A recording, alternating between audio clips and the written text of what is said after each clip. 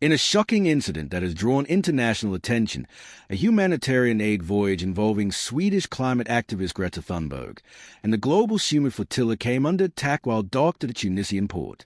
The mission, which was en route to deliver aid supplies to Gaza, was struck by a drone on Tuesday, raising serious questions about the safety of international aid convoys operating in conflict zones. According to eyewitness reports, the boat was hit during the evening hours, causing visible damage to its structure. Fortunately, no crew members or passengers were physically harmed. Greta Thunberg, who was aboard as part of a growing activism linking climate justice with humanitarian causes, confirmed that everyone was safe but described the incident as a terrifying moment that reveals the risks faced by those who dare to stand with Palestine. The Global Sumud Flotilla, composed of activists, aid workers, and volunteers from multiple countries, had set sail with the aim of breaking the humanitarian blockade and delivering essential goods to civilians in Gaza. The attack, however, disrupted their plans and sparked widespread condemnation from activists, political leaders, and human rights groups across the world. As news of the incident spread, crowds in Tunisia and beyond gathered in solidarity, chanting "Free Palestine" and demanding accountability. Videos circulating online showed hundreds rallying near the port, waving Palestinian flags, raising banners, and shouting slogans that linked climate activism, human rights, and the Palestinian cause. The Tunisian government quickly responded, issuing a firm denial that the attack originated from its territory. Officials stated that Tunisia had no involvement in the drone strike and condemned the attack as a violation of international humanitarian law. A spokesperson for Tunisia's Ministry of Defense said, "Our country has not authorized any military action against this vessel.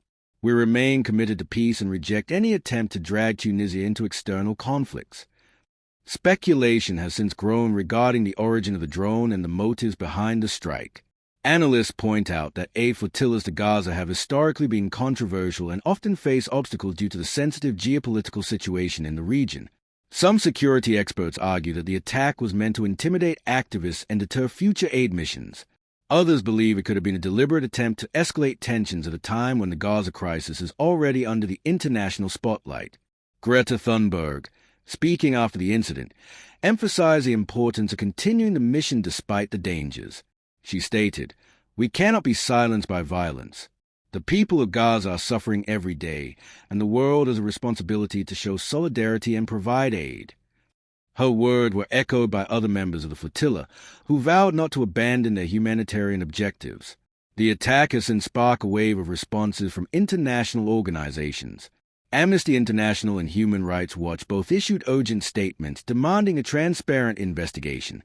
The United Nations also expressed concern, with a spokesperson calling for respect of international law and the protection of humanitarian actors.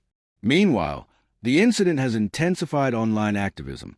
Social media platforms are flooded with hashtags like #FreePalestine, #StandWithGaza, and #JusticeForFlotilla, with millions sharing images, videos, and calls for accountability.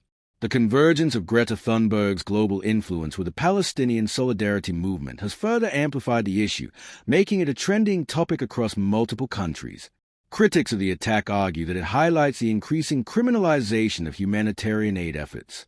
Over the years, flotillas attempting to break the Gaza blockade have faced arrests, naval blockades, and confiscations. But a direct drone strike marks a dangerous escalation, raising concerns about the safety of international activists. From a political perspective, the incident has put Tunisia in a delicate position. While denying involvement, the government now faces pressure both from domestic protesters demanding stronger support for Palestine and from international actors urging neutrality.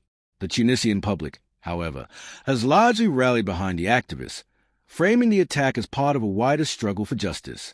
The boat itself, though damaged, remains a symbol of resilience. Activists have announced plans to repair it and continue their mission as soon as possible. Fundraising campaigns have already been launched online to support repairs and ensure aid reaches its intended recipients. Global leaders are beginning to weigh in. European officials have urged restraint and demanded clarity about the source of the drone. Middle Eastern governments, meanwhile, are divided. Some express outrage while others remain cautious, wary of provoking further conflict.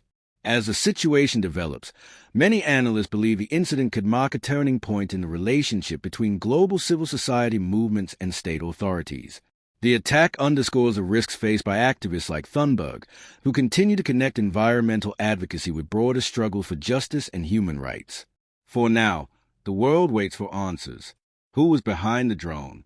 Was it meant to send a warning, or was it part of a larger geopolitical strategy? And most importantly, what message does it send to the countless activists and humanitarian workers who continue to risk their lives for causes they believe in? What remains certain is that Greta Thunberg's presence has once again amplified a global cause, turning the spotlight on Gaza, Palestine, and complex politics surrounding humanitarian aid. The attack may have damaged the boat, but it has only strengthened the voices demanding freedom, justice, and accountability. As chants of Free Palestine echo from Tunis to New York to London, the incident stands as a reminder that humanitarian struggles transcend borders, and that voices raised in solidarity cannot be silenced by violence.